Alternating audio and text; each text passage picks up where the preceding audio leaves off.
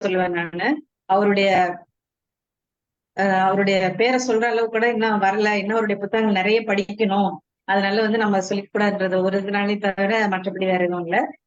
இப்போ இந்த போதை ஒழிப்பு மாநாடு பற்றி எனக்கு தெரிஞ்ச கருத்துக்களை சொல்றேன். இப்ப போதை ஒழிப்பு மாநாடு, போதை அப்படிங்கிறது அது ஒழிப்பு, அதனோட என்ன தீமைகள், அதனுடைய பாதகங்கள் என்னங்கிறது புதுசா நான் எதுவுமே சொல்ல போறது கிடையாது. நம்ம எல்லாருக்குமே ஒரு பள்ளிக்கு செல்லும் மாணவ மாணவியிலிருந்து எல்லாருக்குமே தெரிந்த விஷயங்கள் தான். அதுல இன்னும் நம்ம எப்படி சமூகத்துக்கு இதை கொண்டு போகலாம் அப்படிங்கறத பத்தி எனக்கு தெரிஞ்ச சில விஷயங்களை நான் சொல்றேன் நானு. போதை ஒழிப்பு மாநாடுங்கிறத விட போதை அழிப்பு மாநாடுன்னு வைத்திருக்கலாமோன்னு எனக்கு ஒரு ஒரு எண்ணம் தோன்றுச்சு. ஏன்னா ஒழித்தல்ங்கிறது ஒரு ஒரு கட்டாயத்தின் பேரிலோ ஒரு சட்டம் மூலமாகவோ நடக்க அந்த விஷயங்களை நடக்க விடாமல் செய்யறது. அழிப்புங்கிறது ஒரு விஷயத்த வேரோட கிள்ளி எரியிறது அப்படிங்கிறது என்னுடைய புரிதல். அதனால இது இப்படி இருந்தா இன்னமும் சிறப்பா இருந்திருக்கலாம். இருந்தாலும் போதை ஒழிப்பு மாநாடு நல்ல ஒரு இதுதான். போதைனா என்ன? அதாவது நமக்கு ஒரு செயல் பிடிச்சிருந்துச்சுன்னா அதுக்கு அடிமையாகி அதுல லயித்து போய் அதை தொடர்ந்து நம்ம செய்யறதுதான் போதைன்னு சொல்றது. போதை பல வகைப்படும். அதாவது புகழ் போதைன்னு சொல்லலாம், ஒருத்தருக்கு பண போதை இருக்கலாம், ஒருத்தருக்கு அழகுல ஒரு போதை இருக்கலாம், ஈவன் உதவி செய்யறது கூட ஒருத்தருக்கு ஒரு போதையா இருக்கும். சோ அவங்க அதை செய்ய ஆரம்பிச்சாங்கன்னா அவங்க அதை விட்டு மீண்டு வர மாட்டாங்க.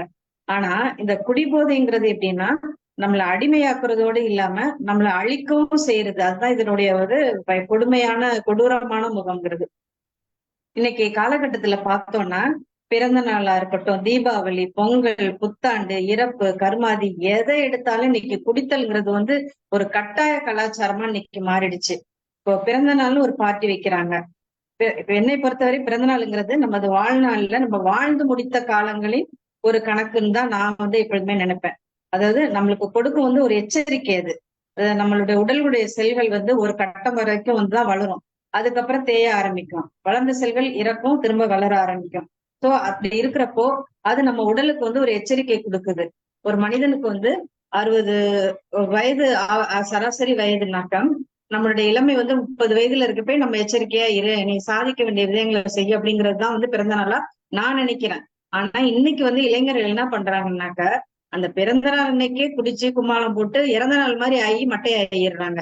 அதாவது அந்த பொதுத்தளத்துல மட்டைங்கிற வார்த்தையை சொல்றதுக்கு மன்னிச்சுக்கணும்.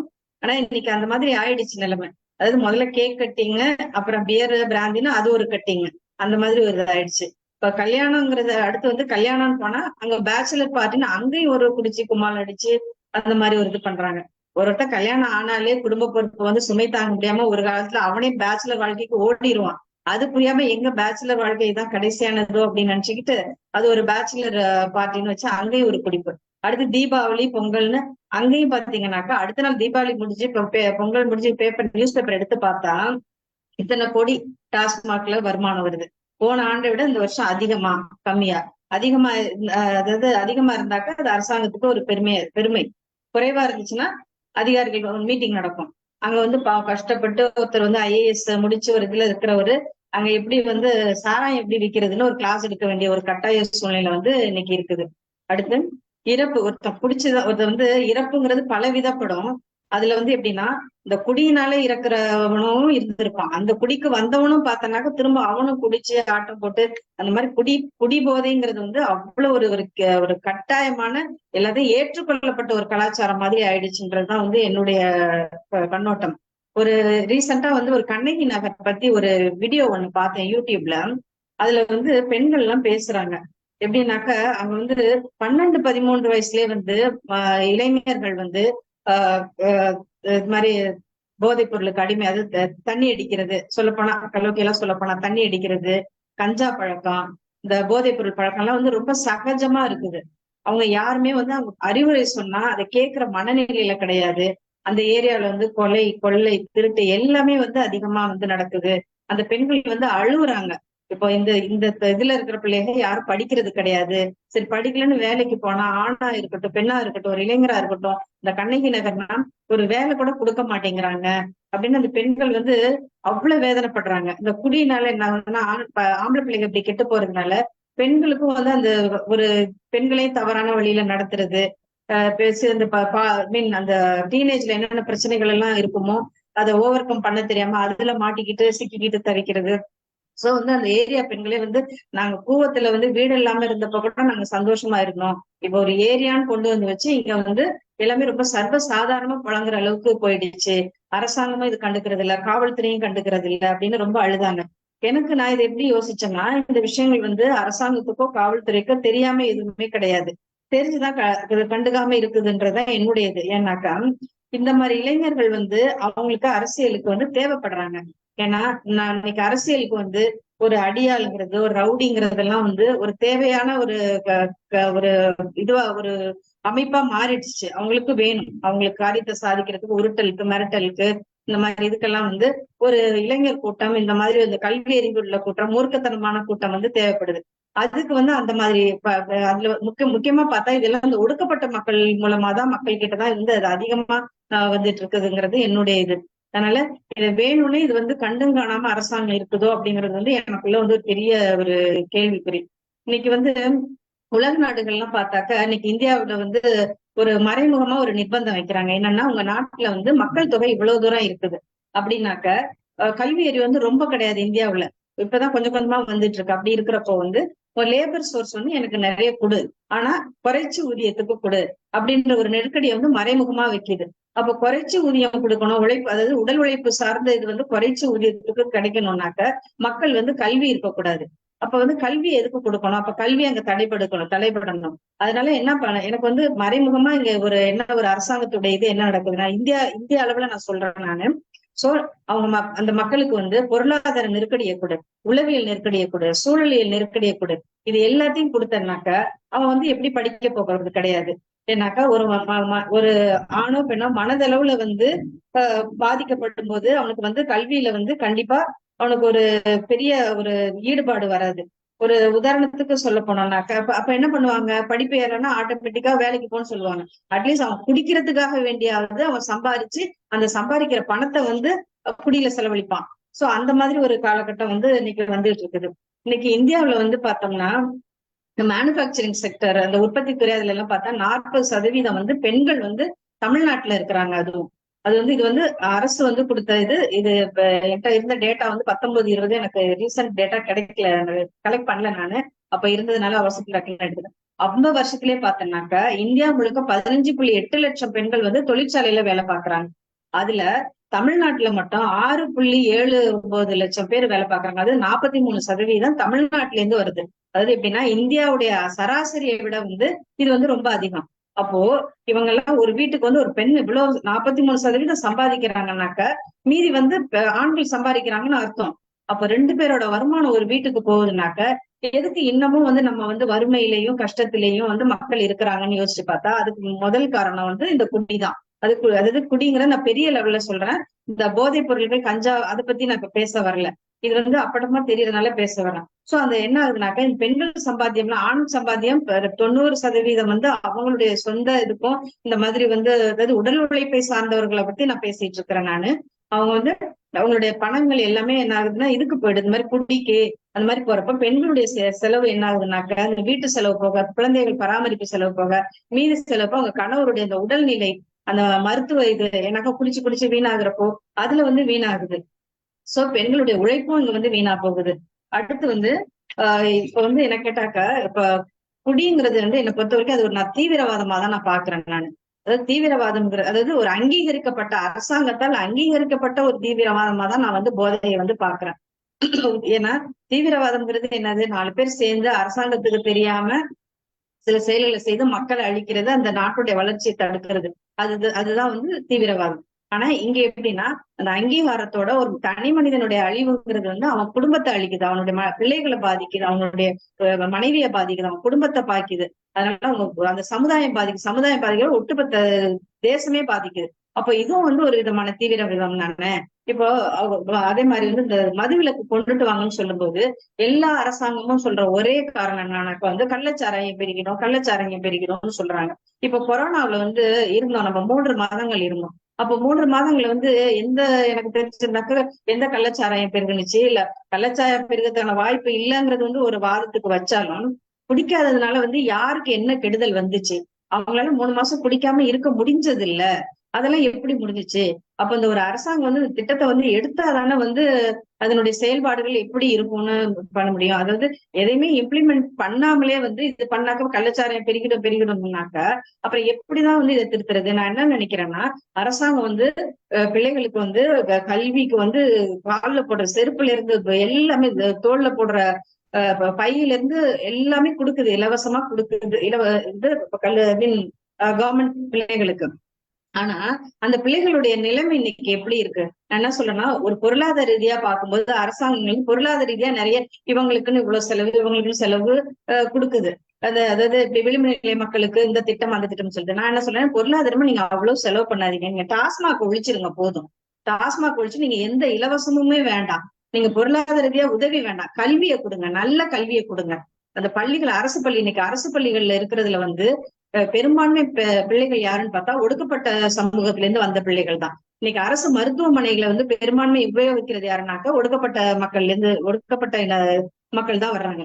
இவங்க எல்லாம் வந்து அரசு பள்ளியில எந்த அளவுக்கு இருக்கிறாங்க. அப்ப அந்த பிள்ளைகளை வந்து இவ்வளவையும் கொடுத்துட்டு அந்த பிள்ளைங்க படிக்கணும்னாக்கா நான் வந்து ஒரு வாலண்டியரா நான் இருந்திருக்கிறேன். ஒரு அரசு பள்ளியில ஒரு 2, 3 வருடங்கள் வந்து நான் பார்த்திருக்கிறேன் நானு. அதாவது நானா செல்ஃபா போய் அவங்க கிட்ட போயிட்டு அந்த பிள்ளைகளுக்கு வந்து ஆங்கிலம் சொல்லி கொடுக்கலாம். ஏன்னாக்கா பிள்ளைகளுக்கு வந்து ஆங்கிலம் தான் பெரிய பிரச்சனையா இருக்குது. நமக்கு இருக்கிற திட்டத்துல வந்து அந்த டீச்சர்ஸ் கிட்ட வந்து டெய்லி ஒரு பீரியட வாங்கி அந்த பிள்ளைகளுக்கு இங்கிலீஷ் வளர்க்குறேன். அப்போ அந்த பிள்ளைகள்ட்ட எல்லாம் நான் நிறைய பேசி இருக்கிறேன். அதனால வந்து அந்த பிள்ளைகளுடைய எல்லா பிள்ளைகளுக்குமே பார்த்தோம்னாக்க வீட்டுல வந்து பராமரிப்பு இல்லை. ஒரு பொண்ணு வந்து தூங்கிட்டே இருப்பா. என்னன்னு கேட்டாக்க நைட் எல்லாம் அப்பா குடிச்சிட்டு வர்றாரு, வீட்டுல இது பண்ண இந்த பிரச்சனைகள் வந்து சராசரி நான் சொல்லி தெரியணும்னு அவசியம் கிடையாது. இது எல்லாருக்குமே தெரிஞ்ச விஷயம் தான். என்னுடைய தோழு ஒருத்தவங்க என்ன கவர்மெண்ட் எய்டட் ஸ்கூல்ல வேலை பாக்குறாங்க. ஒரு பையன் ஹோம்ஒர்க் செய்யல. அவன் வந்து அடிச்சுட்டாங்க. 2 அடி அடிச்சு ஏன் ஹோம்ஒர்க் செய்யலன்னு கேக்குறாங்க. அதுக்கு அந்த பையன் சொல்ல, அந்த பையன் படிக்கிறது 3ஆம் கிளாஸ் படிக்கிறான். டீச்சர், எங்க அப்பா ராத்திரி குடிச்சிட்டு வீட்டுல ரொம்ப ரகலை பண்ணாரு. நானும் என் தங்கச்சியும் அம்மாவும் போய் கோவில் அந்த தெருவோரமா இருக்கிற கோவில்ல போய் ஒரு மூலையில நாங்க போய் உட்கார்ந்துருந்தோம் டீச்சர். ராத்திரி எல்லாம் தூங்கல டீச்சர். நோட்டு புக் எல்லாம் எதுவும் இல்லை டீச்சர். ஹோம்ஒர்க் செய்யலன்னோடனே என்னுடைய ஃப்ரெண்டு சொல்றாங்க, எனக்கு அவன் சொன்னோடனே எனக்கு அந்த பையனை அடிச்சிட்டமேன்னு ஒரு பக்கம் குற்ற உணர்ச்சி, இன்னொரு பக்கம் வந்து எனக்கு ரொம்ப மனசு வந்து தாங்க முடியல. அவன்கிட்ட நான் சொன்ன ஒரே விஷயம், இங்க பாருடா, உங்க அப்பா குடிச்சுதான் அப்படி வீணா போயிருக்கிறாரு. நீயாவது நல்லா படிடா, நீங்க நாளைக்கு உங்க அப்பா மாதிரி ஆயிடக்கூடாதுடா அப்படின்னு சொல்லி அவனுக்கு அட்வைஸ் பண்ணிட்டு வந்தேன். இது மாதிரி டெய்லி ஒரு இன்சிடென்ட் நடக்கும் போகும். சோ இப்ப அரசாங்கம் எவ்வளவு எப்படி சொல்றது, அதாவது ஒரு தொட்டியையும் ஆட்டி விட்டு இதையும் கீழ்ற மாதிரி அரசாங்கம் இவ்வளவு சலுகைகள் இவ்வளவு உதவிகள் பண்ணியும் அந்த பிள்ளைகளுக்கு வந்து அந்த 10க்கு 10 வீட்டுலதான் எல்லாரும் அவங்க சமையல்ல இருந்து பெட்ரூம்ல இருந்து படிக்கிறதுல இருந்து எல்லாமே அந்த வீடுதான். அந்த வீட்டுல ஒரு ஆண்மகன் இப்படி குடிச்சு கலாட்டா பண்ணி அந்த பெண்ணு வந்து நாள் முழுக்க உழைச்சிட்டு உடல் சோர்வை பார்ப்பாளா, பிள்ளைகளை பார்ப்பாளா, இந்த அசிங்கத்தை பார்ப்பாளா. எல்லா பெண்ணுமே ஒரு கட்டத்துல வந்து என்னதான் அந்த அசிங்கம் எல்லாம் அந்த பெண்களுக்கு ரொம்ப இயல்பா போயிடுது, மறந்து போயிடுது. சோ இப்படி இருக்கப்போ அந்த பிள்ளைய படிச்சால என்னன்னு கூட கேட்க முடியாம வந்து அந்த பிள்ளை அடுத்த நாள் படிக்கணும்னு சொன்னா எப்படி அந்த பிள்ளைங்க படிப்பாங்க? இதுதான் வந்து கவர்மெண்ட் ஸ்கூல்கள்ல இருந்து நமக்கு நல்ல ஒரு அவுட்புட் வராத ஒரு ரீசன் வந்து இதுதான். அரசு மருத்துவமனையில ஒரு ரீசன்ட் டேட்டா சொல்றாங்க, அங்க வர்றவங்க வந்து பெரும்பாலான மக்கள் வந்து அவங்களுடைய ஈரல் பாதிப்பு, இந்த ஆக்சிடென்ட்ல வர்றவங்க வந்து முக்கால்வாசி இந்த ஆல்கஹாலிக் இந்த மாதிரி இதுலதான் வருதுன்னு வந்து ஒரு டேட்டா சொல்லுது. சோ இவ்வளவு பிரச்சனைகளை வச்சுக்கிட்டு நம்ம வந்து அரசாங்கங்கள் வந்து எல்லா திட்டங்களை போட்டு இல்ல இதை இலவசமா கொடுக்குறேன் அதை கொடுக்குறேன்னு கொடுத்து உரிமை தொகையை கொடுத்து எல்லாம் கொடுத்துமே எல்லாமே விழலுக்கு இறைத்த ஒரு நீராதான் வந்து போயிட்டு இருக்குது. இது மாதிரி வந்து சோ போதைங்கிற இன்னொன்னு வந்து இந்த கஞ்சா இதுங்கிறது இப்ப இளைஞர்கள்ட்ட வந்து பள்ளிகள்கிட்டயே ரொம்ப சகஜமா ஆயிடுதுன்னு நிறைய டீச்சர்ஸ் எல்லாம் நிறைய சொல்றாங்க. அதனால என்ன ஆகுதுன்னா அவங்க இப்ப இன்னொரு என்ன இதுல ஒரு பயங்கரமான ஒரு இதுனாக்க தெரிஞ்சும் தெரியாத மாதிரி டீச்சர்ஸ் போயிடுறாங்க. ஏன்னா பயப்படுறாங்க.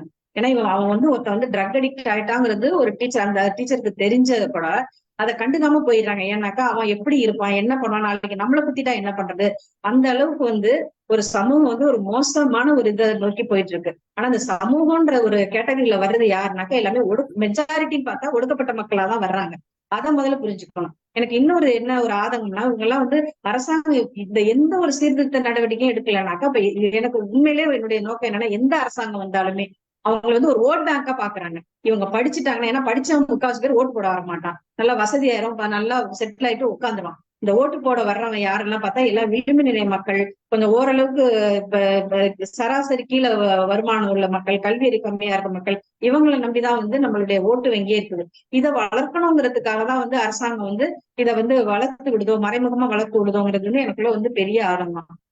சோ என்னுடைய பேச்சு வந்து இதோட வந்து நான் முடிச்சுக்கிறேன். ஆனா இதுக்கு முன்னாடி வந்து நான் என்ன பண்ணியிருக்கேன், நான் கொஞ்சம் அப்பப்ப எனக்கு தோன்றதெல்லாம் எழுதுவேன். இந்த குடிக்கிறத பத்தி வந்து 2 கவிதை 2 எழுதியிருக்கேன். அந்த 2 கவிதையை மட்டும் சொல்லிட்டு நான் என்னுடைய பேச்சுக்களை வந்து முடிச்சுக்கிறேன்.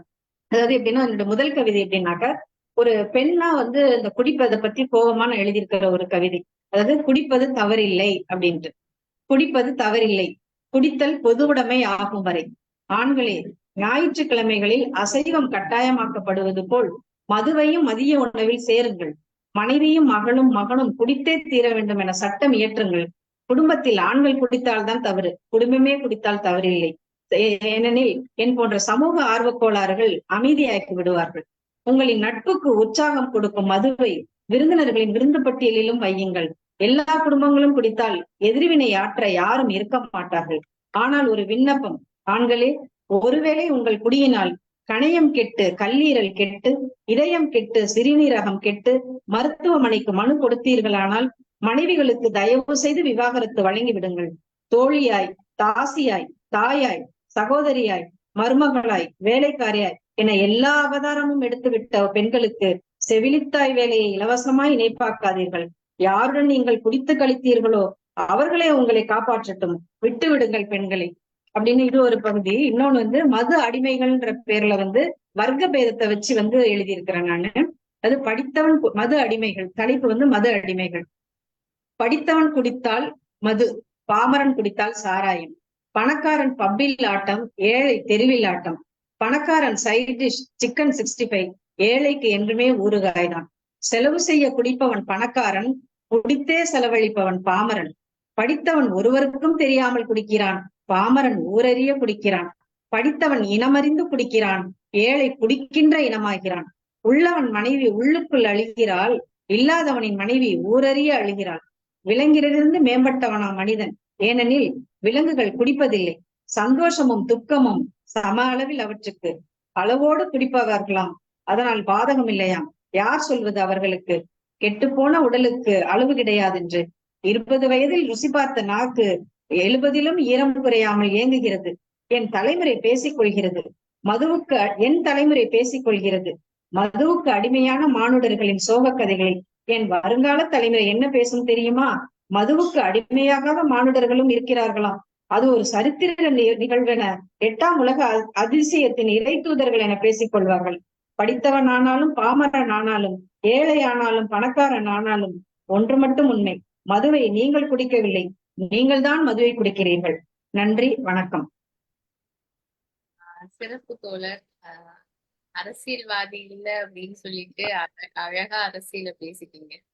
மிக சிறப்பான உரை. அடுத்து நமது கட்சியின் பொதுச் செயலாளர், மதுரை மண்ணின் மாவீரர், எங்கள் அன்புக்குரிய சகோதரர் கனியமுதல் அண்ணன் அவர்களை அன்போடு பேச அழைக்கிறேன்.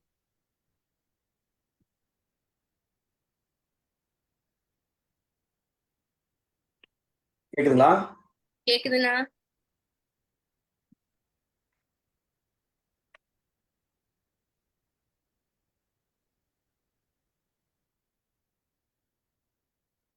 ஹலோ, கிளியரா கேக்குதுண்ணா, கிளியரா. திருமா பட்டறையின் சார்பில் இந்த கருத்தமர்வை நெறிப்படுத்தி நடத்தி கொண்டிருக்கக்கூடிய முதன்மை ஒருங்கிணைப்பாளர் அன்பு தங்கை ரேணுகா அவர்களே, அவரோடு இணைந்து தொடர்ச்சியாக இந்த பணியை திறம்பட செய்து கொண்டிருக்கக்கூடிய அருமை தோழர் ராஜகிரி முகமது சித்திக் அவர்களே, தலைமை ஆலோசகர்களே, நிகழ்ச்சி ஆலோசகர்களே, நிகழ்ச்சி ஒருங்கிணைப்பாளர்களே, எனக்கு முன்னர் இந்த அரங்கில் தமது கருத்துக்களை கவிதையாகவும் சொற்பொழிவாகவும் ஆற்றி திருமா பட்டறைக்கு பெருமை சேர்த்திருக்கக்கூடிய அருமை தோழர் அம்பேத்கரிய சிந்தனையாளர் கல்யாணி அவர்களே, இந்த இணையவழி கருத்தமர்வில் இணைந்திருக்கக்கூடிய அருமை தோழர்களே, உங்கள் அனைவருக்கும் முதலில் என்னுடைய பணிவார்ந்த வணக்கம். திருமா பட்டறையின் சார்பில் இது 2வது பெரு நிகழ்வு என்று கருதுகிறேன். கடந்த ஆண்டு இதேபோல் தொடர்ச்சியாக 60 நாட்கள் என்று கருதுகிறேன் தொடர் கருத்தமர்வை ஏற்படுத்தி அதிலும் நான் பங்கேற்பதற்கான வாய்ப்பை வழங்கிய திருமா பட்டறை தோழர்கள் இந்த தொடர் நடவடிக்கைகளிலும் என்னை உரை நிகழ்த்துவதற்கான ஒரு வாய்ப்பை வழங்கியதற்காக மீண்டும் என்னுடைய நன்றியை தெரிவித்துக் கொள்கின்றேன். இந்த கருத்தமர்வு வருகிற செப்டம்பர் திங்கள் 17ஆம் நாள் தந்தை பெரியார் அவர்களின் பிறந்த நாளில் நம்முடைய தலைநிமிர்வு தலைவர் எழுச்சி தமிழர் அவர்களின் தலைமையில் நடைபெற இருக்கக்கூடிய மது மற்றும் போதை ஒழிப்பு மகளிர் மாநாடு குறித்து ஒரு தொடர் கருத்தமர்வை திருமா பட்டறை நடத்தி வருகிறது. இது மிக மிக அவசியமான ஒன்று. தங்கை ரேணுகா அவர்கள் தொடக்கத்தில் அண்ணன் கனியமுதன் அவர்களை அழைக்கின்ற போது உடனடியாக ஒப்புதல் கொடுத்து விடுகிறார் என்று பதிவிட்டார். இன்று சரியாக காலை 11 மணி அளவில் நிலக்கோட்டையை சார்ந்த நம்முடைய முற்போக்கு மாணவர் கழகத்தின் பொறுப்பாளர் வழக்குரைஞர் இந்த பட்டறையின் ஆலோசகர்கள் ஒருவராகவோ ஒருங்கிணைப்பாளர்கள் ஒருவராகவோ பணியாற்றி கொண்டிருக்கக்கூடிய வழக்கறிஞர் மணிகண்டன் அவர்கள் தொடர்பு கொண்டு கேட்டுக்கொண்டார். இன்று மாலை ஒரு அரை மணி நேரம் திருமா பட்டறையில் நீங்கள் உரை நிகழ்த்துவதற்கு வாய்ப்பு இருக்கா அண்ணா என்று கேட்டுக்கொண்டார். நான் உடனடியாக எந்த மறுதளிப்பும் சொல்லவில்லை. எத்தகைய பணி இருந்தாலும் ஒரு மணி நேரம் திருமா பட்டறை எடுக்கக்கூடிய முயற்சிகளில் நாம் இணைவது, அதை மேலும் செழுமைப்படுத்துவது, அதை வலுவூட்டுவது என்பது நம்முடைய கடமை. ஏனென்றால் கடந்த ஆண்டு திருமா பட்டறை நடத்திய நிகழ்வுகளை ஒரு நாள் நம்முடைய தலைவர் அண்ணன் எழுச்சி தமிழர்களுடன் பேசிக் கொண்டிருக்கும் போது சொன்னார், திருமா பட்டறை என்கின்ற பெயரில் நாள்தோறும் ஒரு கருத்தமர்வை அந்த பட்டறையிலே இருக்கக்கூடிய பொறுப்பாளர்கள் நடத்தி கொண்டிருக்கிறார்கள், தன்னெழுச்சியாக நடத்தி கொண்டிருக்கிறார்கள். அதை வழிகாட்ட வேண்டிய பொறுப்பு, அவர்களுக்கு வழிகாட்ட வேண்டிய பொறுப்பு, அதை இன்னும் வலு சேர்க்க வேண்டிய பொறுப்பு, அவர்களோடு இணைந்து அவர்களுக்கான வழிகாட்டுதலை வழங்க வேண்டிய பொறுப்பு நம்முடைய கட்சியில் இருக்கக்கூடிய முன்னணி பொறுப்பாளர்களுக்கு இருக்கு என்று நம்முடைய தலைவர் ஒரு நாள் சென்னையில பேசுகின்ற போது பதிவிட்டார். அது திருமா பட்டறையிலே இருக்கக்கூடிய தோழர்களுக்கு தெரியுமா தெரியாதா என்று எனக்கு தெரியவில்லை. இந்த சூழலில் அந்த செய்தியை நான் பதிவு செய்வது சரியாக இருக்கும் என்பதனால் இதை நான் சொல்கிறேன். தலைவரின் கவனத்திற்கு திருமா பட்டறை சென்றிருக்கிறது, உங்களது உழைப்பு சென்றிருக்கிறது, தலைவரின் பாராட்டுதலை பெற்றவர்கள் திருமா பட்டறையை சார்ந்த தோழர்கள் என்பதை நான் மெத்த மகிழ்ச்சியோடு இந்த அரங்கில் பதிவு செய்கின்றேன். இன்றைக்கு நீங்கள் நடத்தி கொண்டிருக்கக்கூடிய இந்த கருத்தமர்வு என்பது எதிர்கால தலைமுறையை பாதுகாப்பதற்கு நம்முடைய தலைவர் அண்ணன் எழுச்சி தமிழர் அவர்கள் எடுக்கக்கூடிய முயற்சிக்கு உரம் சேர்க்கக்கூடிய பெரும் பணி. தமிழக அரசியலில் அல்லது இந்திய அரசியலில் 5 லட்சம் பெண்களை திரட்டுவோம் என்று அறிவிக்கக்கூடிய துணிச்சல் விடுதலை சிறுத்தைகளின் தலைவர் அண்ணன் எழுச்சி தமிழருக்குத்தான் இருக்கும் என்று நான் உறுதியாக நம்புகிறேன். 5 லட்சம் பெண்களை திரட்டுவது அவ்வளவு எளிதான காரியம் அல்ல. ஒரு 5000 பெண்களை ஒரு அரங்கில் திரட்டுவதற்கே நாம் படக்கூடிய பாடு பெரும்பாடு. இன்றைக்கு நம்முடைய தலைவர் 5 லட்சம் பெண்களை திரட்டி மது மற்றும் போதை ஒழிப்பு மாநாடு விடுதலை சிறுத்தைகளின் தலைமையில் நடைபெறும் என்று அறிவித்திருக்கிறார் என்றால் அந்த அறிவிப்பை வெற்றிகரமான அறிவிப்பாக மாற்ற வேண்டும், அதற்கு நம்மால் இயன்ற பணியை செய்ய வேண்டும் என்று திருமா பட்டறையை சார்ந்த தோழர்கள் செய்து கொண்டிருப்பது மிகுந்த மகிழ்ச்சிக்குரியது. எதிர்கால தலைமுறையை பாதுகாக்கக்கூடிய இந்த பயணத்தில் திருமாப்பட்டறை தோழர்கள் வரலாற்றில் இடம் பிடிப்பார்கள் என்கின்ற செய்தியையும் இந்த நேரத்தில் நான் பதிவு செய்கின்றேன். எனக்கு முன்னர் பேசிய அருமை தோழர் கல்யாணி அவர்கள் போதையால் விளையக்கூடிய தீமைகள் குறித்து மிகச் சிறப்பாக உரையாற்றினார். அம்பேத்கரி சிந்தனையாளர் என்று சொல்வதற்கே எனக்கு தயக்கமாக இருக்கிறது. இன்னும் நான் அந்த அளவிற்கு அம்பேத்கரை உள்வாங்கவில்லை என்று சொன்னார். இந்த சமூக கட்டமைப்பில் அநீதியை எதிர்க்க வேண்டும், கொடுமையை எதிர்க்க வேண்டும், ஆதிக்கத்தை எதிர்க்க வேண்டும் என்கின்ற சிந்தனை ஒருவருக்கு வந்துவிட்டாலே அவர் அம்பேத்கரிய சிந்தனையாளர் தான். அதனால் அருமை தோழர் கல்யாணி அவர்கள் துணிந்து சொல்லுங்கள், நான் ஒரு அம்பேத்கரிய சிந்தனையாளர் என்று. கொடுமை எங்கே நடந்தாலும் கொந்தளிக்க வேண்டும், ஆதிக்கம் எங்கே நிகழ்ந்தாலும் அத்துமீற வேண்டும், ஒடுக்குமுறை எங்கே நிகழ்ந்தாலும் போராட வேண்டும். இதுதான் அளவுகோல், இதுதான் அம்பேத்கரியம். எனவே இந்த கோணத்தில் அம்பேத்கரிய சிந்தனையாளர்கள் இயங்குவார்கள், இயங்க வேண்டும் என்பது என்னுடைய வேண்டுகோள் என்பதை இந்த இடத்திலே பதிவு செய்து, ஏன் செப்டம்பர் 17 நம்முடைய தலைவர் அண்ணன் எழுச்சி தமிழர் அவர்கள் மது மற்றும் போதை ஒழிப்பு மாநாடு அறிவிப்பு செய்தார்? கடந்த 2-3 ஆண்டுகளுக்கு முன்னால் அவரது பிறந்த நாளில் இதே கோரிக்கையை வலியுறுத்தி பரப்புரையை மேற்கொண்டோம். மதுவை ஒழிப்போம், மக்களை காப்போம் என்கின்ற முழக்கத்தோடு 1 மாத காலம் கருஞ்சட்டை அணிந்து நெஞ்சிலே விளம்பர அட்டையை பொதித்து மதுவை ஒழிப்போம், மக்களை காப்போம் என்கின்ற ஒரு பெரிய பரப்புரையை விடுதலை சிறுத்தைகள் நாடு தழுவிய அளவில் செய்தோம். 1 மாத காலம் அவரது பிறந்த நாளை ஒட்டி, ஆகஸ்ட் 17 செப்டம்பர் 17 வரை. ஆனால் இந்த ஆண்டு செப்டம்பர் 17 5 லட்சம் பெண்கள் திரளக்கூடிய மகளிர் மாநாடு, அதுவும் மது மற்றும் போதை ஒழிப்பிற்காக என்று நம்முடைய தலைவர் அறிவித்திருக்கின்றார். இது அவ்வளவு எளிதான காரியம் அல்ல, மிக கடுமையான காரியம். கள்ளக்குறிச்சியிலே விஷசாராயத்தால் ஏராளமான உழைக்கும் மக்கள் மரணத்தை தழுவ நேர்ந்தது.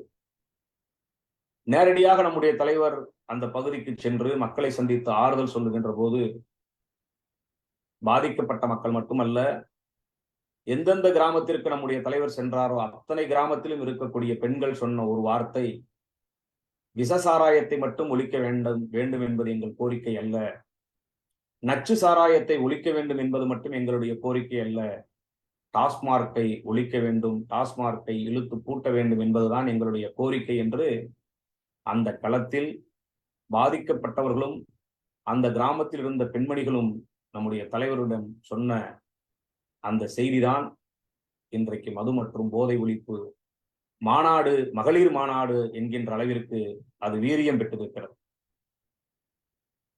அத்தகைய ஒரு பாய்ச்சலாக இது அடுத்த கட்டத்தை நோக்கி நகன்றிருக்கிறது. மதுவால் எந்த அளவிற்கு இளைய தலைமுறை பாதிக்கப்பட்டிருக்கிறது என்பதை நம்முடைய தோழர் கல்யாணி அவர்கள் இங்கே பதிவு செய்தார். இளைய தலைமுறையை காயடிக்கக்கூடிய வேலை இந்த போதை வேலை, இளைய தலைமுறையை பாழாக்கக்கூடிய வேலை மது செய்யக்கூடிய வேலை, எந்த விதத்திலும் சிந்திக்காமல் ஒரு மனிதனை, இளைஞனை பாழ்படுத்தக்கூடிய வேலை மது மற்றும் போதையால் விளையக்கூடிய வேலை. அடுத்த தலைமுறை எந்தவித சிந்தனையும் இல்லாமல் பாழாகி போவதை தடுக்க வேண்டியது நம்முடைய கடமை என்பதை அறிந்த நம்முடைய தலைவர் இந்த மாநாட்டை அறிவிப்பு செய்திருக்கின்றார். மதுவால், போதையால் எந்த அளவிற்கு மனித இனம் சீரழிகிறது என்பதை நாம் விவரித்து பேச வேண்டும் என்றால் இந்த ஒரு அரங்கில் முடித்துவிட முடியாது. அவ்வளவு பெரிய வன்கொடுமைகளை ஒவ்வொரு நாளும் நாம் குடியிருக்கக்கூடிய பகுதிகளில் பார்த்து வருகின்றோம், ஒவ்வொரு நாளும் பார்த்து வருகிறோம். மதுவுக்கு அடிமையாகக்கூடியவர்களை தாண்டி மது நோயால் பாதிக்கப்படக்கூடியவர்கள்,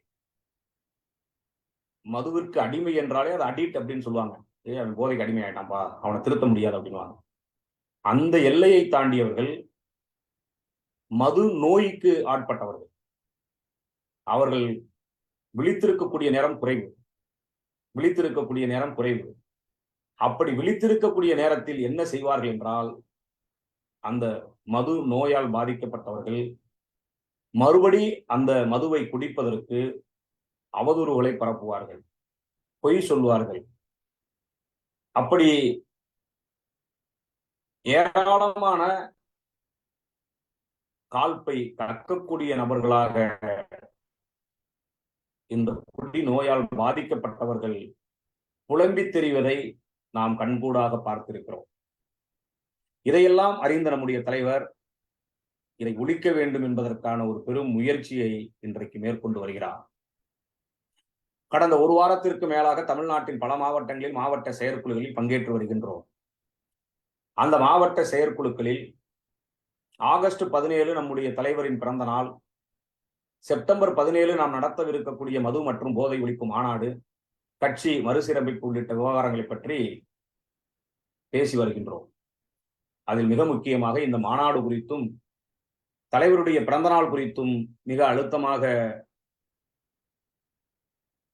நிர்வாகிகளிடம் உரையாடி வருகின்றோம்.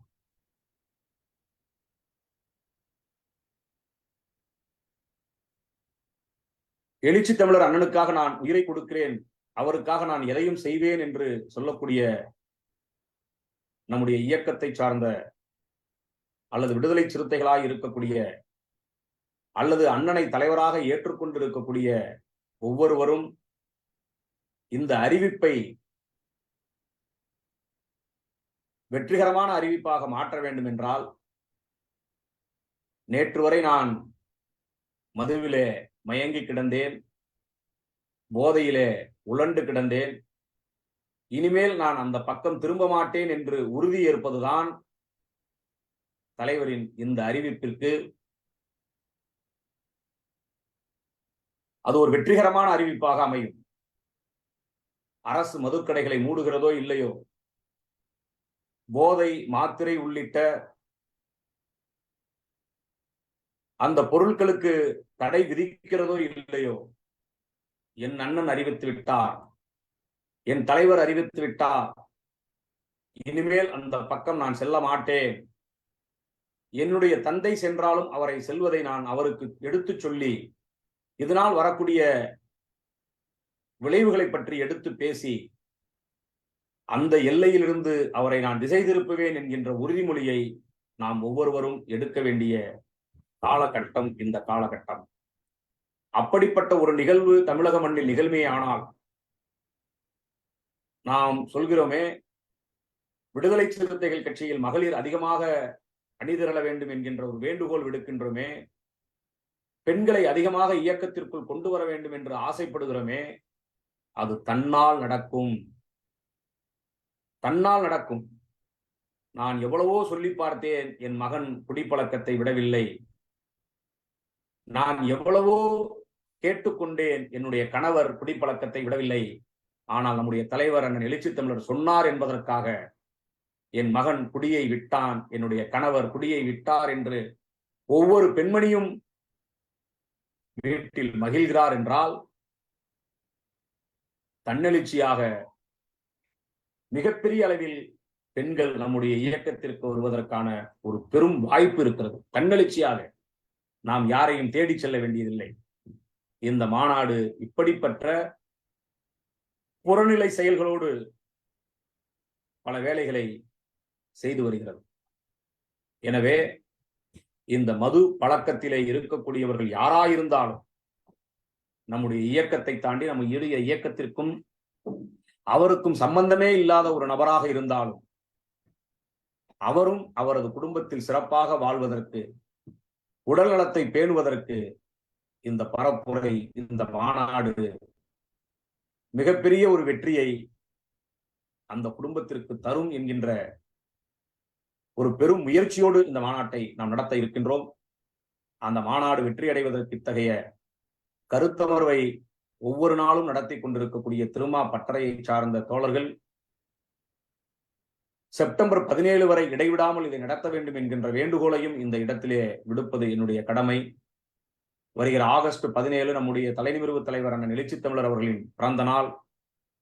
2024 நாம் நடத்தக்கூடிய அந்த பிறந்த நாள் கொண்டாட்டம் என்பது கடந்த காலங்களில் நாம் நடத்தியது போல் இருக்கக்கூடாது. இந்த இணைய வழியின் ஊடாக அந்த வேண்டுகோளையும் விடுப்பது என்னுடைய கடமை. ஏனென்றால் ஒவ்வொரு ஆண்டும் ஆகஸ்ட் 17 வருகிறது.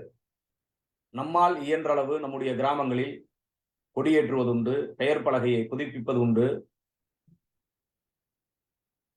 பாட புத்தகங்கள், முதியோருக்கு தேவையான உதவிகளை செய்வதுண்டு. இது கடந்த காலங்களில் நாம் செய்து வந்த வாடிக்கையான ஒன்று. நம்முடைய தலைவரின் பிறந்த நாள் என்று நாம் செய்யக்கூடிய நடவடிக்கைகளில் இதுவெல்லாம் இருக்கும். சில கிராமங்களில் இன்னும் அதிகமாக கொண்டாட்டங்கள் இருக்கலாம். ஆனால் இந்த ஆண்டு 2024 நம்முடைய கட்சி தேர்தல் ஆணையத்தின் அங்கீகாரத்தை பெற்ற கட்சியாக, ஒரு மாநில கட்சியாக அங்கீகாரம் பெற்றிருக்கிறது. இது அவ்வளவு எளிதாக கிடைத்தது கிடையாது. 35 ஆண்டு காலம் நம்முடைய தலைவர் உழைத்த உழைப்பிற்கு கிடைத்த மிகப்பெரிய வெற்றி. இது சாதாரணமானது கிடையாது. அதனால் ஆகஸ்ட் திங்கள் 17ஆம் நாள் நம்முடைய கிராமத்தில் விடுதலை சிறுத்தைகள் எங்கெல்லாம் இருக்கின்றனமோ அத்தனை கிராமங்களிலும் ஒளிபெருக்கி வைத்து, குறைந்த அளவில் நாம் சர்க்கரை பொங்கல் வைப்பது போல் நம்முடைய பொது மந்தையில பொங்கல் வைத்து அனைவருக்கும் அதை கொடுத்து, அந்த ஒளிபெருக்கியில இந்த தேர்தல் ஆணையத்தின் அங்கீகாரத்தை பெற்ற வரலாறை நமக்கு தெரிந்த வகையில் ஒரு 5 நிமிடமோ 10 நிமிடமோ நம் மக்களிடம் பேச வேண்டும். ஏனென்றால் நாம் தேர்தல் என்றால் என்னவென்று தெரியாத மக்களிடம் பணியாற்றி கொண்டிருக்கின்றோம். அதிகாரம் என்றால் என்னவென்று தெரியாத மக்களிடம் பணியாற்றி கொண்டிருக்கின்றோம். வாக்கு என்றால் எந்த அளவிற்கு வலிமையானது என்பதை அறியாத மக்களிடம் பணியாற்றி கொண்டிருக்கின்றோம். அவர்கள் என்ன நினைப்பார்கள் என்றால், அதிமுகவிற்கு இரட்டை இலை இருப்பது போல், திமுகவிற்கு உதயசூரியன் இருப்பது போல் இன்றைக்கு விடுதலை சிறுத்தைகளுக்கு பானை சின்னம் கிடைத்திருக்கிறது என்று மிக சாதாரணமாக எண்ணக்கூடும். இந்த சாதிய சமூக கட்டமைப்பு நிறைந்திருக்கக்கூடிய இந்த தேசத்தில் ஒரு அம்பேத்கர் இயக்கம் சொந்த சின்னம் பெறுவது அவ்வளவு எளிதான காரியம் அல்ல. இது ஒரு இமாலய புரட்சி, இது ஒரு யுக புரட்சி. இதற்கு நம்முடைய தலைவர் பட்ட பாடு, காட்டிய வேகம் அவ்வளவு எளிதானதல்ல. இதை பற்றி பேச வேண்டும் என்றால் பேசிக்கொண்டே இருக்கலாம். ஒரு அம்பேத்கர் இயக்கத்தை வழிநடத்துவது எவ்வளவு கடினம் என்பது நமக்கு தெரியும். தேர்தல் அரசியல் அரங்கில பொதுமக்களின் கவனத்தை ஈர்ப்பதில எவ்வளவு பெரிய இடர்பாடு இருப்பது என்பதும் நமக்கு நன்றாக தெரியும். வளர்ந்து வரக்கூடிய எந்த அம்பேத்கர் இயக்கமாக இருந்தாலும் கூட்டணியில் சேருவதற்கே மிகப்பெரிய போராட்டம் நடத்த வேண்டி இருக்கிறது. நாம் பார்க்கிறோம் கண்கூடாக. கூட்டணியில் சேர்ந்தால் போதும், ஒரு தொகுதி கிடைத்தால் போதும், அந்த ஒரு தொகுதியிலும் கூட்டணிக்கு தலைமை ஏற்கக்கூடிய கட்சியின் சின்னத்தில் நின்றால் போதும் என்று இன்றைக்கும் அம்பேத்கர் இயக்க தலைவர்கள் படக்கூடிய பாடுகளை நாம் கண்கூடாக பார்த்து வருகிறோம். ஆனால் நம்முடைய தலைவர் தேர்தல் என்றால் வெற்றி மட்டுமே இலக்கு என்றுதான் பெரிய கட்சிகளே முடிவு செய்யும். தேர்தல் என்றால் வெற்றி மட்டும்தான் இலக்கு, வெற்றியை மட்டும்தான் கணக்கிடுவார்கள். ஆனால் நம்முடைய தலைவர் வளர்ந்து வரக்கூடிய ஒரு இயக்கம் எத்தகைய கொள்கை முடிவை அந்த தளத்திலும் எடுக்கிறது என்றால், பாட்டாளி மக்கள் கட்சி இருக்கக்கூடிய அணியில் விடுதலை சிறுத்தைகள் இருக்க மாட்டோம், பாரதிய ஜனதா இருக்கக்கூடிய அணியில் விடுதலை சிறுத்தைகள் இருக்க மாட்டோம். ஏனென்றால் இந்த இரண்டு கட்சியும் மதவாதத்தையும் சாதியவாதத்தையும் உயர்த்தி பிடிக்கக்கூடிய கட்சிகள். இந்த கட்சிகள் இருக்கக்கூடிய அணியில் நாங்கள் இருக்க மாட்டோம் என்று சொல்லக்கூடிய அந்த துணிச்சல் வேறு எந்த இயக்கத்திற்கும் வராது, எந்த தலைவருக்கும் வராது. இது சாதாரணமான அறிவிப்பல்ல. வெற்றி மட்டுமே இலக்கு, கிடைத்தால் போதும் என்று இருக்கக்கூடிய அந்த களத்திலும்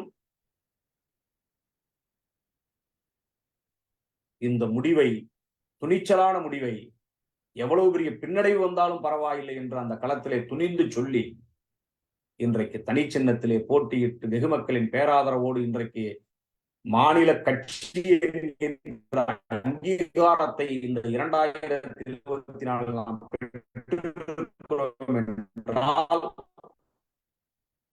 இந்த ஆகஸ்ட் 17 நம்முடைய ஒவ்வொருவருக்கும் தர வேண்டும். நம்முடைய குழந்தைகளுக்கு புத்தாடை எடுத்துக் கொடுத்து தலைவரின் பிறந்த நாளை நம்முடைய கிராமங்களிலே மிக எழுச்சியாக கொண்டாட வேண்டும். அதே 2024 செப்டம்பர் திங்கள் 17 தான் மது மற்றும் போதை ஒழிப்பு மகளிர் மாநாடு என்கின்ற ஒரு வரலாற்று சிறப்பு வாய்ந்த மாநாட்டை நம்முடைய தலைவர் அறிவித்திருக்கின்றார். மகளிர் மாநாடு மாபெரும் வெற்றி அடைய வேண்டும். மகளிர் மாநாடு பிற அரசியல் கட்சிகள் வியந்து பார்க்கக்கூடிய அளவிற்கு நாம் மகளிரை திரட்ட வேண்டும். இது மேலோட்டமாக பார்த்தால் ஒரு மாநாடுதானே என்று என்ன தோன்றும். ஆனால் இந்த மாநாட்டின் கருப்பொருள் அவ்வளவு வலிமையானது.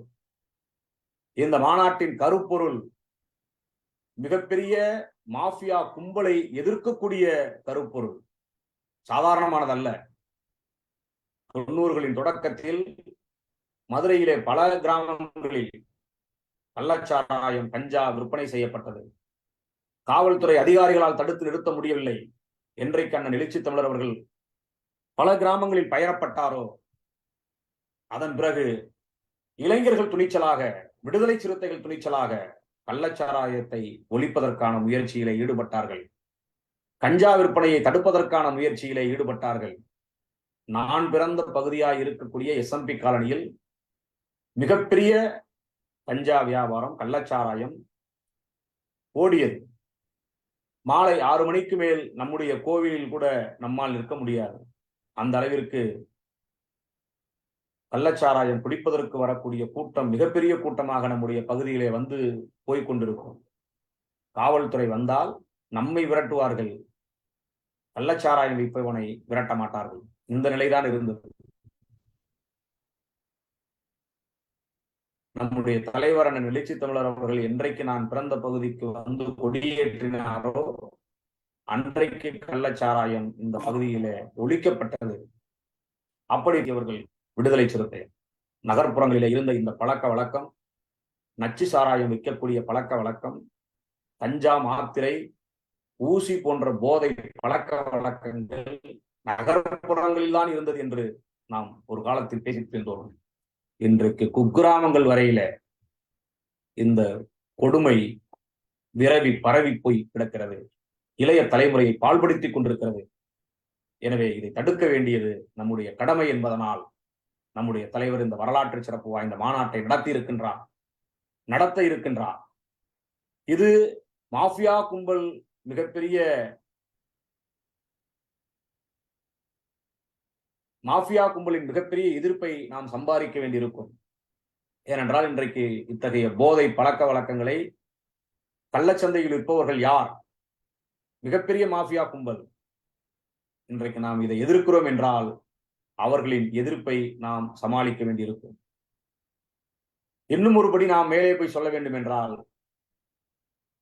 ஆட்சியாளர்கள் இன்றைக்கு இருக்கக்கூடிய அரசாக இருந்தாலும் சரி, அல்லது அகில இந்திய அளவில் இருக்கக்கூடிய எந்த அரசாக இருந்தாலும் சரி, மதுக்கடைகளை மூடுவார்களா என்றால் மூட மாட்டார்கள். நாம் அனைவரும் அறிந்த ஒன்று.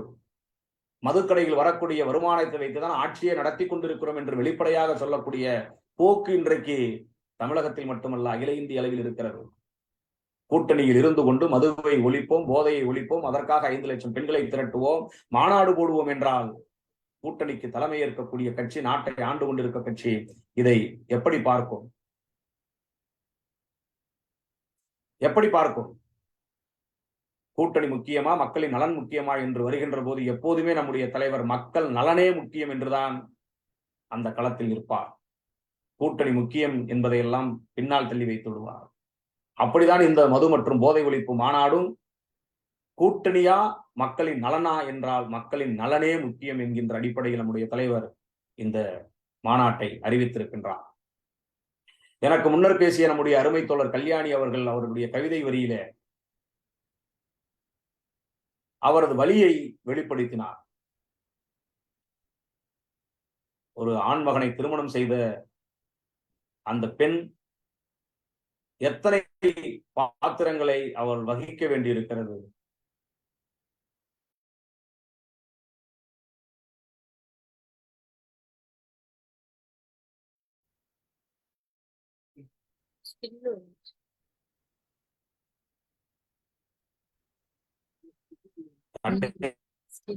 கடைசியாக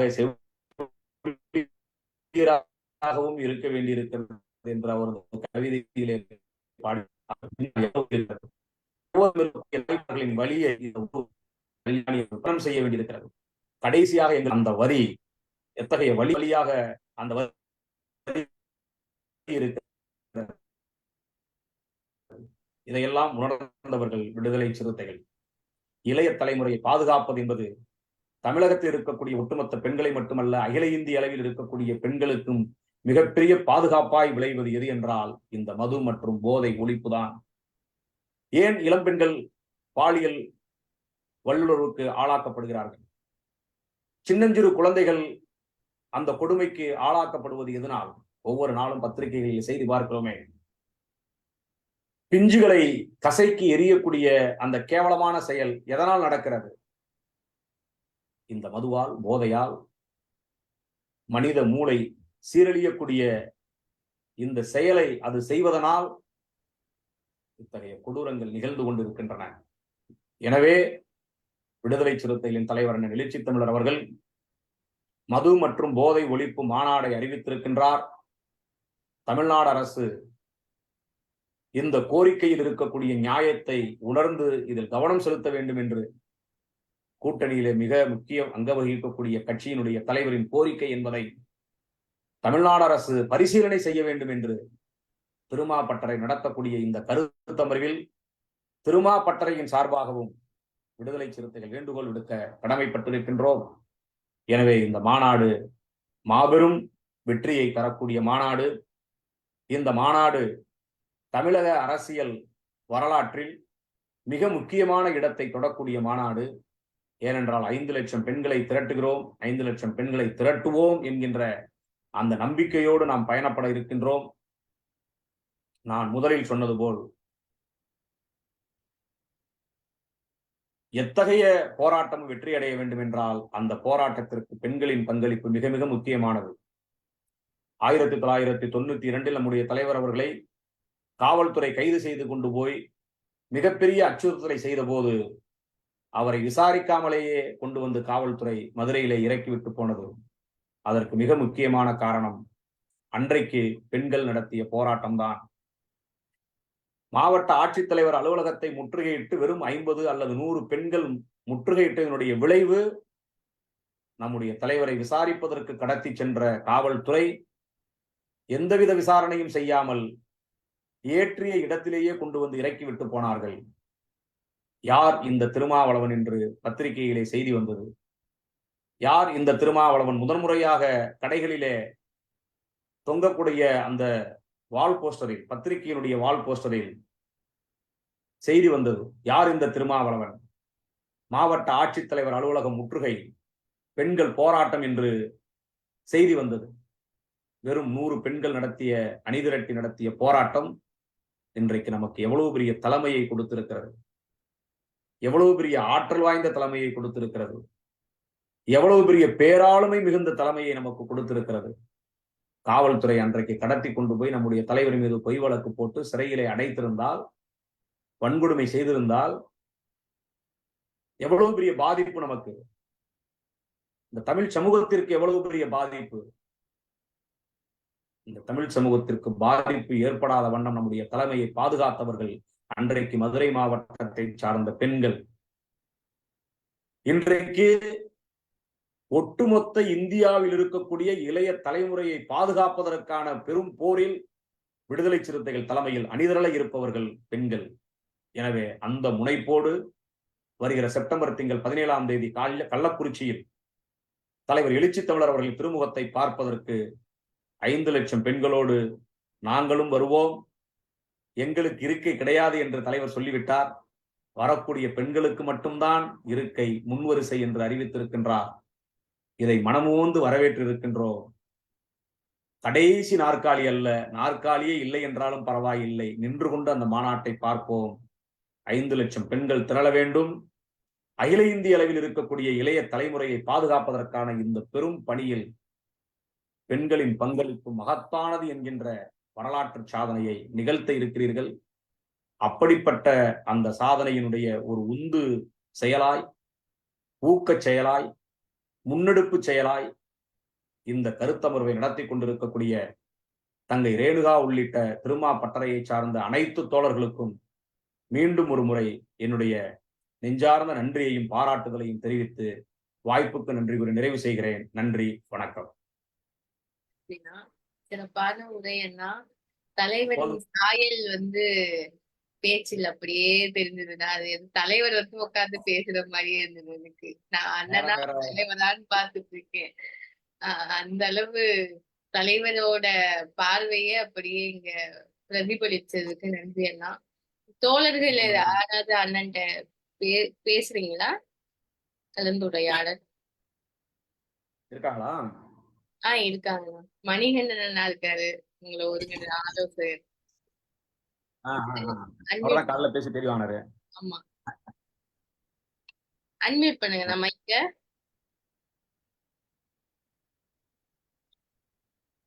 இப்ப பேசுங்க. தம்பி சொல்லுங்க. அண்ணா அண்ணா அண்ணா உங்களுடைய உரை சிறப்பா இருந்துச்சுன்னா, கூடுதல் தகவல்களா இருந்துச்சுன்னா, எங்களுக்கு திருமா பட்டறைக்கும் ஒரு உந்துதலா இருந்துச்சுன்னா, தொடர்ச்சியா உங்களுடைய வழிகாட்டுதல் அடிப்படையில தொடர்ச்சியா மாநாட்டுக்கான ரொம்ப நன்றி, ரொம்ப நன்றி. அவங்க சொன்னது திருமாதான் பேசுங்க. ஆமா, நான் ஆச்சரியமா பாத்துட்டு இருந்தேன். அண்ணன் பேசுறாரா இல்ல பெரிய அண்ணன் பேசுறாருன்னா 2 பேரும் சாயலுமே ஒரே மாதிரி இருக்கா, எனக்கு கன்ஃபியூஷன் ஆயிடுச்சு. என்ன சித்திகனா? அண்ணா வணக்கம்ண்ணா. முகமது சித்திக் பேசுறேன். வணக்கம் வணக்கம் வணக்கம். நீங்க மீண்டும் ஒரு முறை திருமா பட்டறையில கலந்து கொண்டு மிக சிறப்பா அண்ணன் தலைவர் எழுச்சி தமிழர் போலவே நீங்க பேசுனீங்க. சமீபத்துல துபாய்க்கு வந்திருந்தாங்க. அண்ணனை பார்த்து சொன்ன அண்ணா திருமா பட்டறை நடத்தணும்னு. வாங்க சித்திக் அப்படின்னு சொல்லிட்டு ஒரு மகிழ்ச்சியா கட்டியா நினைச்சாரு. ஒரு அணைப்பு ஒரு தாய் உள்ளத்தோட ஒரு தாயை கட்டி அணைச்ச மாதிரி எங்களுக்கு எல்லாம் நான் ஒரு தாயில்லாத பிள்ளையா ஒரு தாயா நினைச்சு ஒரு தலைவரா நினைக்கிறேன். நான் அதான் நீங்க சொன்ன மாதிரி இந்த முயற்சி யாரும் எடுக்காத முயற்சி, ஒரு தைரியமான ஒரு முயற்சி. இந்த மது ஒழிப்புக்கான எதிரான பிரச்சாரம், இது ஒரு இன்டர்நேஷனல் மாஃபியா, அந்த கும்பலை எதிர்த்து நம்ம இந்திய வருங்கால தலைமுறையை காப்பாற்றுக்காண்டி தேசிய மது ஒழிப்பு கொள்கை நம்ம கொண்டு வர்றதுக்காண்டி இந்த ஒரு முயற்சி எடுத்திருக்கிறாங்க. அதே அந்த கள்ளக்குறிச்சியில் நடந்த சம்பவத்துக்காக அங்கேயே ஒரு பெண்கள், ஏன்னா பெண்கள் தான் இந்த நாட்டின் கண்கள், அந்த பெண்கள் தான் நினைச்சாதான் எதையுமே சாதிக்க முடியும். அந்த பெண்கள் தான் இதை உணர்வுபூர்வமா ஒழிக்க முடியும். ஏன்னா நம்ம ஆண்கள்கிட்ட எவ்வளவு சொன்னாலும் அவங்க கேட்பாங்க, கேட்டுட்டு போயிட்டு அவங்க நண்பர்கள் கூட சேர்ந்து குடிக்க போயிடுவாங்க. பெண்கள் தான் வீட்டுல இருக்கிறவங்க, ஆண்கள் பெண்களோட தான் கடைசியில போவாங்க. வீட்டுக்கு போகும்போது அவங்க தான் தடுக்க முடியும். அந்த மகளிர் அந்த விழிப்புணர்ச்சியை ஏற்படுத்துறதுக்காண்டி நம்ம இந்த மாநாடு நடத்துறோம். இந்த மாநாடு வெற்றிகரமா அமைன்னு 5 லட்சம் இல்ல 10 லட்சம் பெண்களை நம்ம திரட்டுவோம். கண்டிப்பா இந்த மாநாடு வெற்றி பெறதுக்கு என்னுடைய வாழ்த்துக்கள். அப்புறம்னா நீங்க இந்த உள் ஒதுக்கீடு பத்தி இந்த பதிவுகளை போட்டிருந்தீங்க. அது சம்பந்தமா நீங்க கொஞ்சம் சொன்னீங்கன்னா கொஞ்சம் நல்லா நாங்களும் கொஞ்சம் புரிஞ்சுக்குவோம். அருந்ததியர் உள் ஒதுக்கீடு என்ன, அது இப்ப என்ன பிரச்சனை அப்படிங்கறத.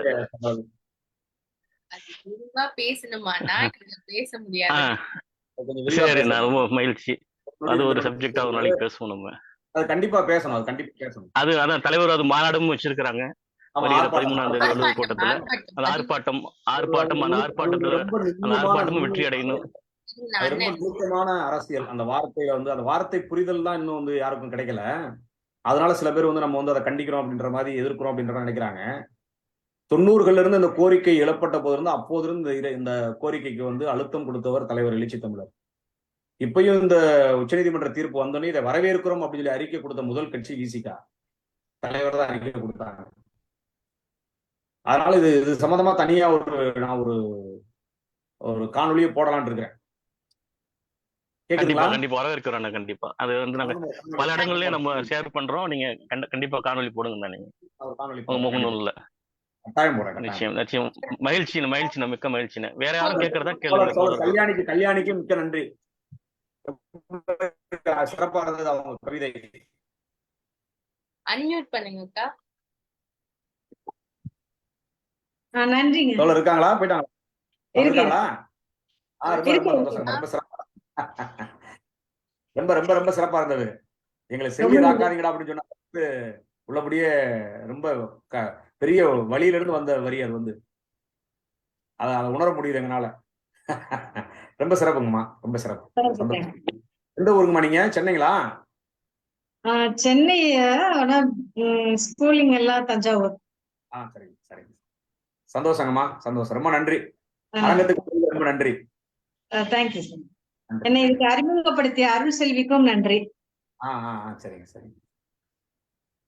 மேடம் அருள் செல்வி நீங்களும் பேசலாம் ஒரு சில வார்த்தைகள். இருக்காங்களா? இருக்காங்க. வணக்கம். அவங்க ஒரு 10 நிமிஷம். வணக்கம். இணைந்துள்ள தோழர்கள் அனைவருக்கும் எனது வணக்கத்தை தெரிவித்துக் கொள்கின்றேன். எனது தோழர் கல்யாணி அவர்களுக்கும் எனது வாழ்த்துக்களும் நன்றியும். நான் கேட்ட உடனே ரேணுகா என்கிட்ட கேட்டாப்புல உடனே நான் அவங்கள்ட்ட பேசினேன். உடனடியா அவங்க எந்த மறுப்பும் சொல்லாம வந்துட்டாங்க. தேங்க்யூ கல்யாணி. அவங்க வந்து ஒரு சமூக செயற்பாட்டாளர் மட்டுமல்ல, அவங்க ஒரு அம்பேத்கரிஸ்ட். அவங்க தன்னை வந்து அவங்க போட்டோவே போட வேண்டாம்னு சொல்லிட்டாங்க நோட்டீஸ்ல. அது அவங்க she doesn't like to expose her photo copy. So நானும் சரின்னு ரேணுகாட்ட சொல்லிட்டேன். கனி ரொம்ப சிறப்பா இருந்துச்சு உங்களோட உரை. நான் ஃபேஸ்புக்ல லைவ் பார்த்தேன், லேட்டா தான் ஜூம்ல வந்தேன். ஃபுல்லாவே நான் கேட்டேன். நம்ம தலைவர் இந்த ஒரு மாநாட்டை ஏற்படுத்துறது வந்து மிக மிக ஒரு நமக்கெல்லாம் பெருமை வாய்ந்த ஒரு விஷயம். அதை வந்து நம்ம எப்படி வெற்றியடை செய்ய வேண்டும் என்பதில் தான் நம்மளுடைய அந்த அதாவது அதனுடைய ரிசல்ட் நமக்கு இருக்கும். எனவே நம்ம வந்து இதை சிறப்பாக இந்த திருமாப்பட்டறை ஆன்லைன் இந்த நிகழ்ச்சியும் நாம் நடத்துவோம். அதே போல செப்டம்பர் 17 அன்று தலைவர் நடத்த போகும் அந்த மாநாட்டிற்கும் நமக்கு சிறப்பான ஒரு எண்ணிக்கை அதிகமான மகளிரை வந்து எதிர்ப்பை நாம் தெரிவிப்போம். எதிர்ப்பு ஒன்றுதான் அந்த மது அந்த போரை ஒழிக்கக்கூடிய ஒரு ஆயுதம் என்பது எல்லாருக்கும் தெரிந்த ஒன்று. அது முக்கியமாக மகளிர்கள் எந்த ஒரு விஷயம் அது வந்து மகளிர் மட்டுமே அதை செய்துவிட முடியாது. அதில் வந்து ஆண்களுடைய பங்களிப்பும் இருக்க வேண்டும். அவர்களுடைய ஒத்துழைப்பும் பங்களிப்பும் இல்லாமல் எதுவுமே நகராது என்பதில் நான் மிக தீவிரமாக இருக்கின்றேன். எனவே இந்த நிகழ்ச்சியை ஏற்பாடு செய்த திருமாப்பட்டறை அனைத்து தோழர்களுக்கும் எனது வாழ்த்துக்கள், நன்றி. இணைந்திருப்போம் நமது திருமாப்பட்டறை இணைய வழி கருத்தரங்கில். நன்றி, வணக்கம். இணைந்த அனைத்து தோழர்களுக்கும் எங்களது துணை பொதுச் செயலாளர் அண்ணன் கனியமுதன் அண்ணன் அவர்களுக்கும் கல்யாணி சகோதரி அவர்களுக்கும் எங்களது நெஞ்சம் நிறைந்த நன்றிகளை தெரிவித்துக் கொள்கிறோம். இன்று அருள் செல்வி அக்கா மற்றும் நமது மணிகண்டன் அண்ணன் ஒருங்கிணைப்பில் இந்த நிகழ்ச்சி சிறப்பாக இன்று நடந்து முடிந்தது. தோழர்கள் அனைவருக்கும் எங்களது நெஞ்சம் நிறைந்த நன்றிகளை தெரிவித்துக் கொள்கிறோம். அடுத்த கட்ட பாய்ச்சல் தலைவர் அவர்கள் 5 லட்சம் பெண்களை ஒன்றிணைக்க வேண்டும் என்று செப்டம்பர் 17 கள்ளக்குறிச்சியில் ஒன்றிணைக்க வேண்டும் என்று ஆணையிட்டுள்ளார். தோழர்கள் அனைவரும் அணிதிரள்வோம். அவர்களின் மனைவி, சகோதரன், சகோதரிகள், மகள்களோடு வந்து நீங்க உங்களுக்கு இருக்கலனாலும் பரவாயில்ல, அண்ணிங்களை கொண்டு வந்து உள்ள விட்டுருங்க, நாங்க பார்த்துக்கிறோம். சிறப்பான இந்த மாநாட்டை எங்கள் அண்ணன் எழுச்சி தமிழர் அவர்கள் அறிவித்துள்ளார். தோழர்களே, ஏதோ ஒரு நிகழ்வு நடந்து விட்டது, நான் கடந்து செல்ல வேண்டும் என்று இல்லாமல் அதனையே மைய புள்ளியாக வைத்து மது இதற்கு தீர்வாக சொல்லி நிறைய கட்சி இருக்கு. அத வந்து ஒரு அரசியல் தவறான அரசியலுக்கு கொண்டு போனாங்க. அந்த நிகழ்வு கள்ளக்குறிச்சியில நூற்றுக்கணக்கான மக்கள் இறந்த போது அது வந்து ஒரு தவறு.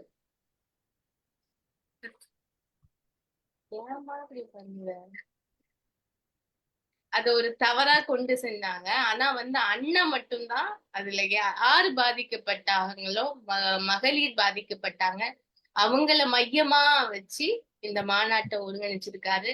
அதனால கல்யாணி போன்ற சமூக ஆர்வலர்களும் இந்த நிகழ்ச்சிக்கு இந்த மாநாட்டுக்கு கண்டிப்பாக வர வேண்டும். அனைத்து பெண் நிர்வாகிகளும் வர வேண்டும்.